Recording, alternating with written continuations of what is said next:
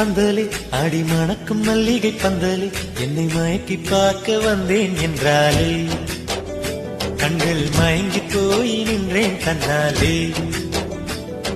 முந்திரி முந்திரி தூக்குல இந்த முந்தானை தீரிடும் மாப்பிள்ள இவள் மனசு சொல்லும் நீதான் ஆம்பள இந்த இதழ்கள் பட்டால் இனிக்கும் வேப்பில.